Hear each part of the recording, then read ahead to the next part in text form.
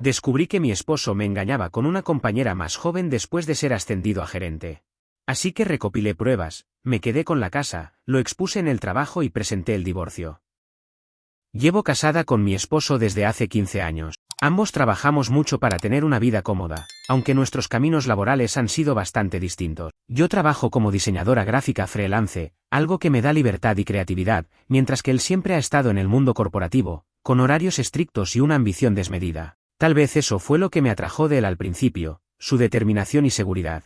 Nunca tuvimos hijos, no por falta de ganas, sino porque siempre había algo más importante, algún proyecto o meta que cumplir. Hace poco más de un año, mi esposo fue ascendido a un puesto de manager en su empresa. Fue un logro enorme, algo que ambos celebramos con una pequeña cena en casa y una botella de vino caro que guardábamos para ocasiones especiales. Él siempre había hablado de llegar a ese nivel, y ahora que lo había conseguido, pensé que nuestras vidas finalmente iban a estabilizarse. Sin embargo, al poco tiempo, comencé a notar pequeños cambios. De repente, su jornada laboral se alargaba mucho más de lo habitual. Lo que antes eran horas de trabajo predecibles se transformó en reuniones nocturnas, cenas de negocios y de emergencias de último minuto. Al principio, no me pareció raro, después de todo, un nuevo puesto significa más responsabilidades. Pero había algo en su comportamiento que me incomodaba, estaba constantemente revisando su teléfono, incluso en momentos en los que solía estar completamente presente. No quería sonar paranoica, así que decidí dejarlo pasar,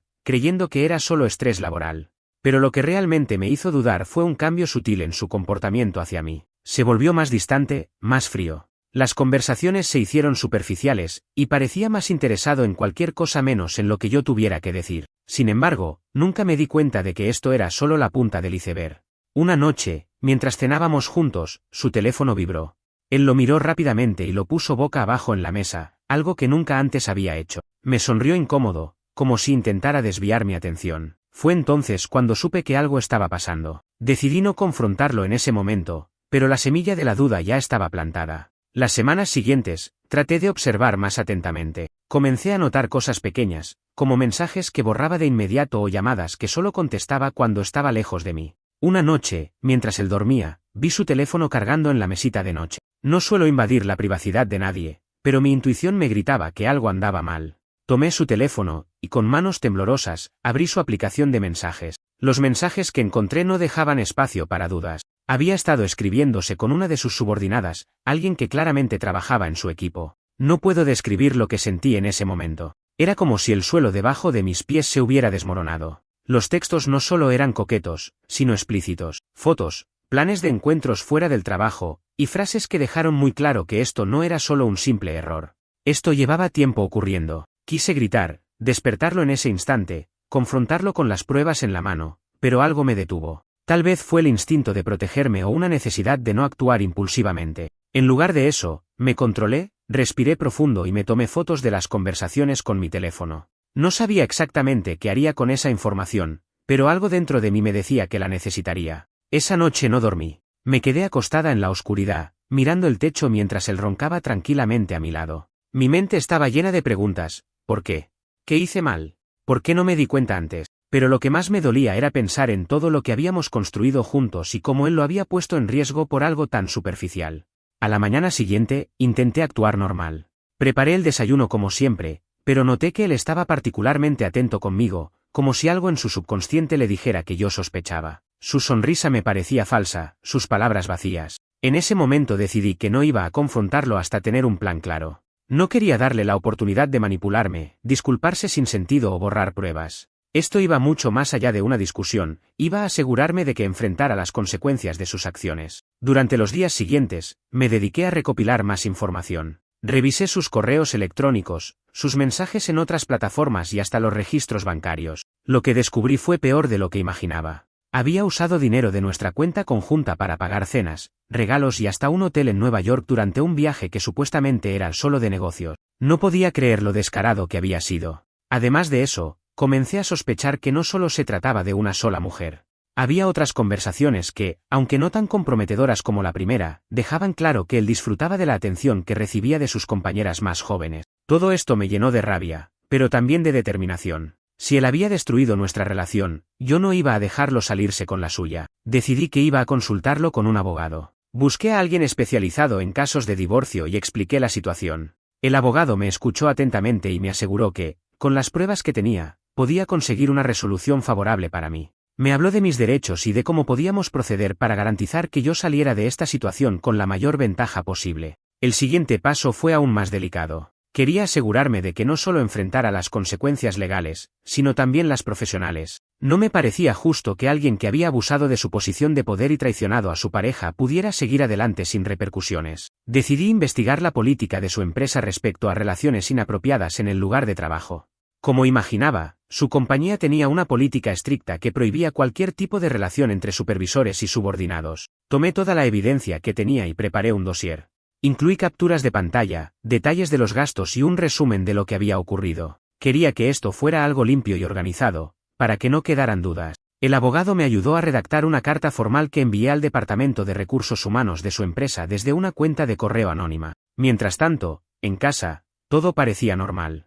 Él seguía actuando como si nada estuviera mal, y yo me esforzaba por mantener la calma. Pero por dentro, sabía que era solo cuestión de tiempo antes de que todo explotara. Una semana después de enviar la información, recibí una notificación en mi correo. Recursos Humanos había recibido mi reporte y estaban iniciando una investigación interna. No podía evitar sentirme nerviosa, pero al mismo tiempo, sabía que estaba haciendo lo correcto. Ese fin de semana, algo inesperado ocurrió. Mientras él se duchaba, su teléfono comenzó a sonar insistentemente. Era un número desconocido, pero lo ignoré. Sin embargo, un mensaje apareció en la pantalla: necesitamos hablar. Es urgente. Esto no puede seguir así. Lo firmaba la mujer con la que más intercambios había encontrado. Al parecer, no solo yo estaba perdiendo la paciencia. Después de leer ese mensaje, una idea comenzó a formarse en mi cabeza. Si esta mujer también estaba sintiendo que las cosas se salían de control, tal vez podía usar eso a mi favor. En lugar de responder al mensaje o darle indicios a mi esposo de que sabía algo, decidí esperar. Algo me decía que era cuestión de tiempo antes de que todo saliera a la luz, y quería estar lista. Ese lunes por la tarde, mientras trabajaba desde casa, escuché a mi esposo hablar por teléfono en su oficina. Su tono era bajo, como si intentara que no lo escuchara, pero lo suficientemente claro para captar fragmentos de la conversación. Decía cosas como: no podemos hablar de esto aquí, y tienes que confiar en que lo manejo. Mi corazón latía a 1000 por hora, pero mantuve mi postura de no confrontarlo todavía. Sabía que, mientras más intentara cubrir sus huellas, más oportunidades tendría de exponerlo. Días después, el momento que había estado esperando finalmente llegó. Regresó a casa con una expresión seria y tensa, y su primera parada no fue la sala, como de costumbre, sino directamente nuestra habitación. Cerró la puerta, pero dejé que mis oídos se aguzaran mientras lo escuchaba hacer llamadas. Sabía que la investigación en su empresa ya había comenzado y que probablemente estaba relacionado con eso. Me senté en la cocina, tomando un café, mientras esperaba que se enfrentara a mí o intentara explicarse. Pero no lo hizo. En lugar de eso, 2 días después, me llegó un mensaje de un número desconocido. Era la mujer con la que había estado teniendo el romance más intenso. El mensaje decía: sé que esto es extraño, pero creo que deberías saber lo que está pasando. Me siento horrible por lo que he hecho, pero tu esposo te ha estado mintiendo mucho más de lo que crees. Si quieres, puedo hablar contigo en persona. No sabía si responder, pero después de unos minutos de meditación decidí que sí. Quería saber qué tan profundo era el agujero en el que había caído mi esposo y qué más podría salir a la luz. Pactamos encontrarnos en una cafetería neutral cerca del centro de la ciudad, un lugar donde sabía que nadie nos reconocería. El encuentro fue extraño, por decirlo menos. Ella llegó vestida de manera profesional, con un aire de arrepentimiento genuino. Me miró nerviosa mientras se sentaba frente a mí, con una taza de café que no tocó en toda la conversación. Antes de decir nada comenzó: quiero que sepas que no tengo excusas. Sé que estuve mal, y sé que nada de lo que diga puede reparar el daño. Pero creo que necesitas saber la verdad. Lo que me contó durante esa hora fue desgarrador y revelador a la vez. Me confirmó que su relación con mi esposo llevaba más de 6 meses. Comenzó como un coqueteo inocente en la oficina, pero rápidamente escaló a encuentros fuera del horario laboral, cenas, e incluso un viaje que él justificó como un evento corporativo. Sin embargo, lo que realmente me dejó en shock fue saber que no era la única. Según ella, sabía de al menos otra mujer, otra subordinada, con la que mi esposo también estaba involucrado. Al principio pensé que yo era especial, dijo con una voz quebrada. Pero después me di cuenta de que él repetía los mismos patrones, las mismas palabras, las mismas excusas. Me siento usada, y no sé qué hacer con esto. Pero al menos quería que lo supieras. Cuando terminó de hablar, me ofreció pruebas, capturas de pantalla, correos, e incluso una foto de ellos juntos durante el famoso viaje corporativo. La tomé toda sin decir nada, agradecida por tener más herramientas para lo que estaba por venir. No la odiaba, aunque en otro momento de mi vida tal vez lo habría hecho. Sentí más pena por ella que otra cosa. Me despedí agradeciéndole por su sinceridad y prometiendo que la mantendría fuera de lo que planeaba hacer. Esa noche, mientras mi esposo dormía, abrí la computadora y organicé todo lo que tenía. Ya no había dudas ni preguntas en mi mente. Sabía lo que tenía que hacer. Primero, envié toda la evidencia adicional al Departamento de Recursos Humanos de su empresa. Incluí un detalle cronológico de los eventos y expliqué cómo su comportamiento estaba afectando tanto su relación conmigo como el ambiente laboral de la oficina. Sabía que esto no solo comprometía su ética profesional, sino también su posición como manager. Después, programé una reunión con mi abogado para el día siguiente. Sabía que, con toda la evidencia que había recolectado, no solo podía proceder con el divorcio, sino también reclamar la mayor parte de los activos compartidos, incluyendo la casa. Tenía pruebas de sus infidelidades, del mal uso de los fondos, y de su abuso de poder en el trabajo. Él no iba a salir indemne de esto. Al siguiente día, mientras desayunábamos, me quedé en silencio, esperando a que él dijera algo, pero no lo hizo. Entonces, cuando terminé mi café, lo miré y dije tranquilamente, sé todo. Su rostro palideció de inmediato. Y así comenzó la conversación que cambió nuestras vidas para siempre. La forma en la que mi esposo reaccionó cuando le dije sé todo fue casi caricaturesca. Se congeló por completo, con una tostada a medio camino hacia su boca, y sus ojos comenzaron a buscar desesperadamente algún indicio de que tanto sabía. No le di tiempo para recuperarse. Saqué mi teléfono y abrí la carpeta con las capturas de pantalla que había guardado. Esto es suficiente, ¿verdad?, dije, empujándole el dispositivo hacia él. Él no dijo nada durante lo que parecieron minutos eternos. Solo se hundió en la silla y pasó las manos por su cara, como si estuviera intentando borrar todo lo que acababa de suceder. Finalmente, murmuró, «Puedo explicarlo». Me reí. Literalmente me reí, porque era tan ridículo escuchar esa frase que parecía sacada de una mala película. ¿Qué vas a explicar? ¿Que llevas meses acostándote con una de tus empleadas? ¿Que gastaste dinero de nuestra cuenta conjunta para pagarle hoteles y cenas? ¿O que esto no es algo aislado, porque también tienes otras aventuras en la oficina? Mi voz se quebró un poco al final, y me odié por mostrar cualquier tipo de vulnerabilidad frente a él. Pero no podía evitarlo. Estaba herida, y todo lo que quería en ese momento era que él entendiera cuánto daño había hecho. Lo único que hizo fue asentir, como si de repente supiera que ya no había forma de salir de esto. Está bien, dijo finalmente. Lo arruiné. ¿Todo? Lo siento. No me digas que lo sientes, respondí, con más rabia de la que esperaba. Si de verdad te importara, no lo habrías hecho. Y mucho menos repetido. Tú tomaste la decisión de destruir nuestro matrimonio, no yo. Después de eso, la conversación fue directa y fría. Le dejé claro que ya había contactado a un abogado y que planeaba proceder con el divorcio. No intentó detenerme ni discutir, simplemente aceptó todo, lo que de alguna forma hizo que me sintiera peor. Fue como si nuestra relación, esos años de esfuerzos compartidos, no significaran nada para él. Cuando mencioné que también había reportado su comportamiento a recursos humanos, por primera vez vi un destello de pánico en su rostro. ¿Qué hiciste?, preguntó, con la voz temblando. Le expliqué que había enviado toda la evidencia a su empresa, detallando cómo había abusado de su posición como manager para entablar relaciones inapropiadas con subordinadas. Es posible que te despidan, le dije, sin ningún tipo de compasión. Y si lo hacen, será lo que mereces. Esa noche, empacó algunas de sus cosas y se fue a casa de un amigo. No me importó a dónde iba, solo quería que se alejara de mí. Me quedé sola en la casa, sentada en la sala con las luces apagadas, tratando de procesar lo que acababa de suceder.